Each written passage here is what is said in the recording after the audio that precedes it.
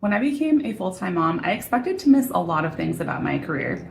The money, the steady paycheck, adult conversations, using these highly developed skills in a very specific way. And honestly, I do miss some of those things, but the thing that I missed the most was not what I was expecting. In this video, I'll share what the hardest part has been about becoming a full-time mom and leaving my career behind, and why it has nothing to do with money.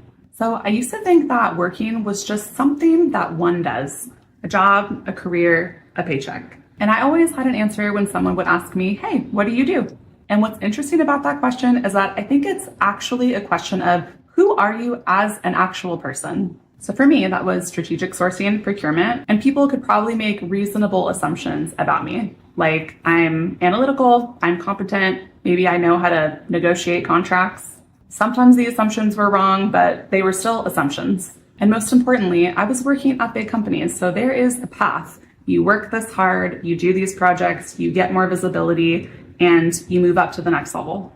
I knew who I was, I knew what that path was, and I knew exactly where it was leading. But then I became a full-time mom, and suddenly that map that I knew so well just completely disappeared. And instead, new questions started popping up like, am I teaching the right things? Am I focusing on what matters? Am I making mistakes today that will take me 20 years to actually see?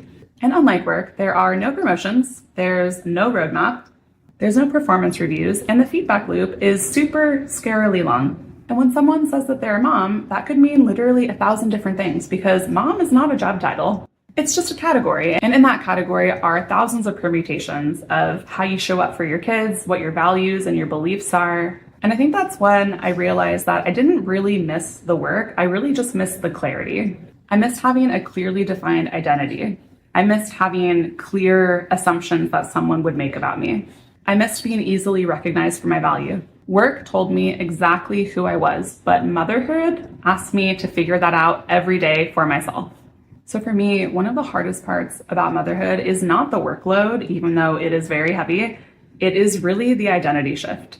So eventually I'm asking myself, like, who am I without a job title, without the ability to be externally validated for what I'm bringing to the table, without a promotion? And motherhood has slowly been teaching me something, that my value doesn't come from just what I can actually measure. It's not about how well I've planned out the day or how well behaved my kids are at a restaurant or how clean my house is, because most of the important parts about being a mother are often totally invisible. It's like the tone that I set for the day when I've gotten no sleep because my daughter's been up all night. It's how I repair with my kid after I responded in a way that maybe wasn't the best.